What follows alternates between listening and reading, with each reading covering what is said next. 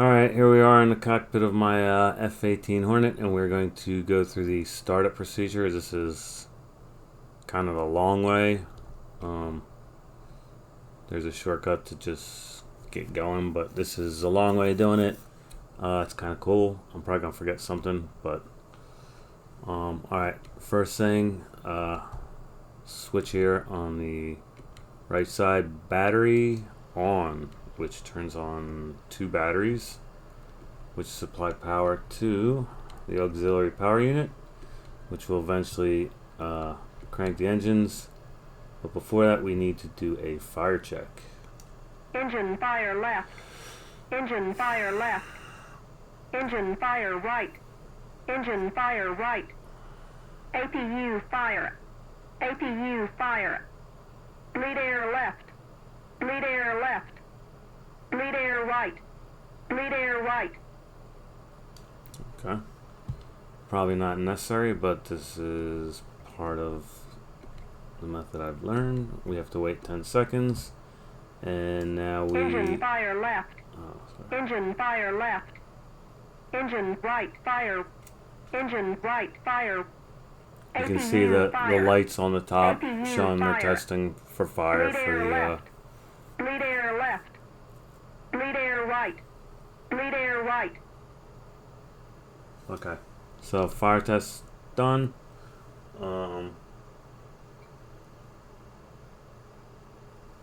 Okay. Battery. Fire test. Now it's time to turn on the auxiliary power unit. Down here, bottom left. Toggle that switch to on. You can hear the power unit kind of winding up. And this light will turn green shortly.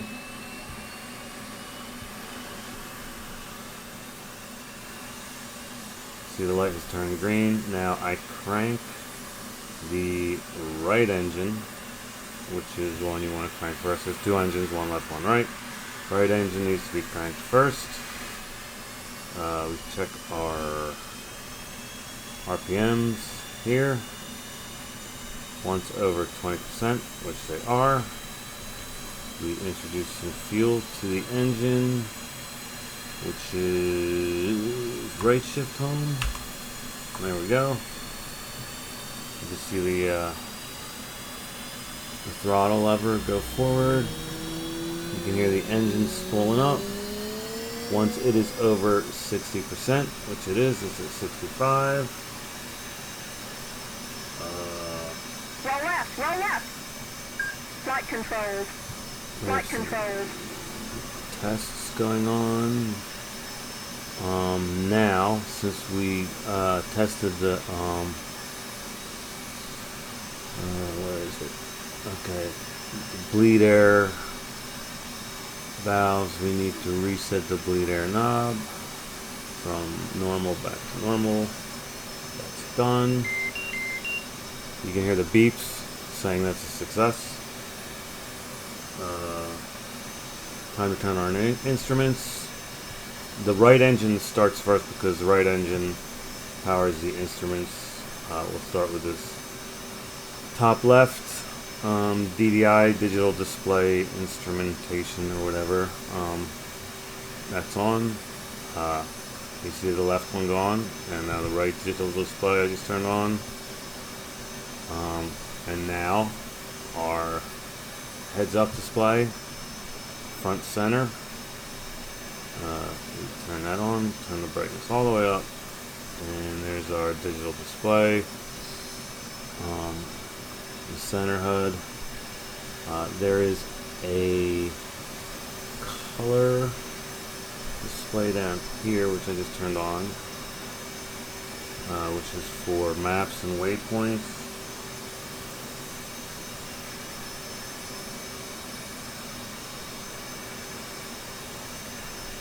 Alright. Now it's funny, it didn't come on with the maps, but I'll figure that out. I don't know where the settings is.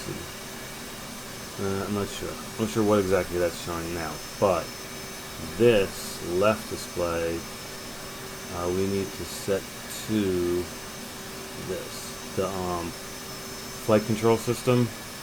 You can see it's showing basically the degrees, and there's some X's for some of the flight control surfaces, showing that there's warnings, but they're really not really warnings. They're just there for now.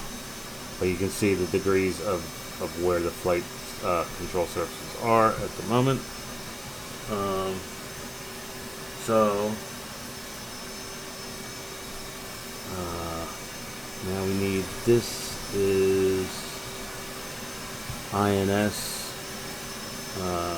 switch should be set to ground, which it is, INS to ground. Now we crank the left engine. We only have one engine running at this point, so we're going to crank the left engine.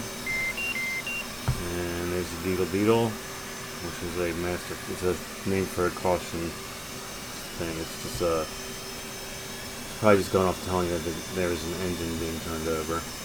And we check that RPM. It's at 27. Once it gets over 20, we introduce fuel to it. Left alt, home. You can see the throttle stick go forward, and now both engines are spooled up. You can hear it winding up, and now both engines are running. Now, the X's for the flight control surfaces here, we must take care of that. And what we do is simply we reset. We get our FCS panel here and hit the reset button, and you'll see the X's have gone away. So now that the X's have gone away, well, first we turn on our cockpit oxygen here. Oxygen is on.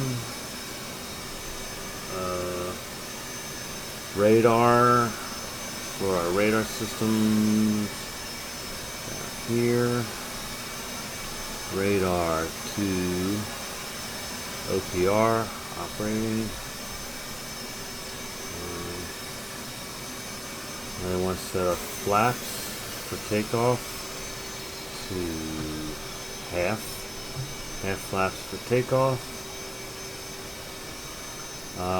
Now, flight control surface bit test, which is basically going to test the control surfaces, the stabilizers, ailerons, rudders. It's going to test the surface movements for any possible hardware or software problems. So what we do is let's see what I did. FCS here, flight control surfaces. We hold down Y, we hit FCS, and you can see it says in test. We look back at our surfaces back here, and you can see these ailerons moving. You can see the surfaces are moving. They're all being.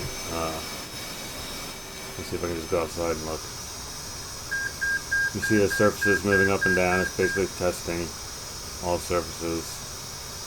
The 3 beeps meant that it was successful. We look here at our FCS panel, and no more X's. So there's no more warnings on the flight control surfaces. That is good. Now, what we do is we set this button here. It's rudder, trimmer. Basically what it does is it will set the control surfaces. You can see them now. The stabilizers are 12, the ailerons are 30. And if we look outside, we can see that the surfaces are set for takeoff, basically. You can see we got some elevator and we got flaps down and stabilizers down off. So it's set, preset for takeoff. Now, SAE cage, pull to cage. This is the one I never have figured out yet. I think that's because it just doesn't do anything. Oh wait, there we go. All right, good. Yeah. So we set that. Flag went away. Good. Okay. We're getting there. Now it's time to close the canopy. It's getting loud. And I'm running out of time. Canopy is closed. We want to do some stuff with our displays here. We want to set the FCS to the we want to set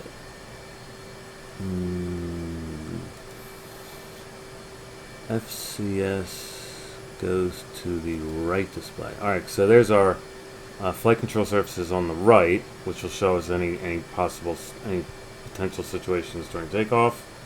And the left one we're going to set for HUD. So it will simply be mirroring our center HUD display in case of any possible failure in the heads-up center display. Gonna be closed. We got our displays where we want them.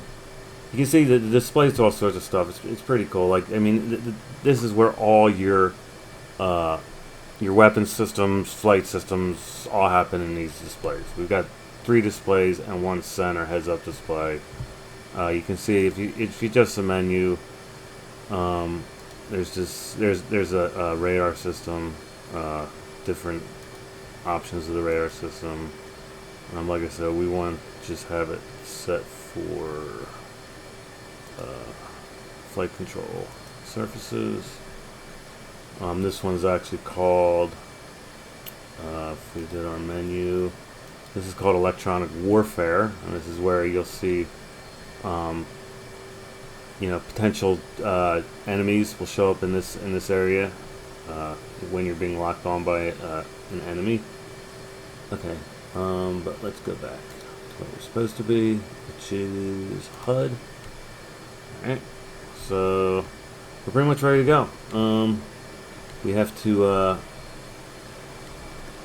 arm our ejection seat right here. Boom, ejection seat armed. We want to tighten our shoulder harness.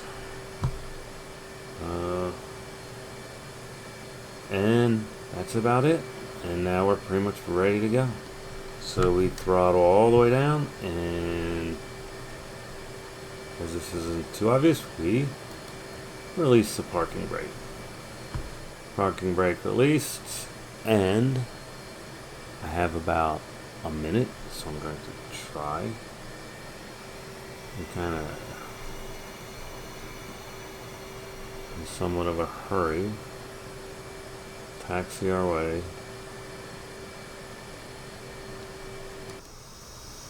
Here we are.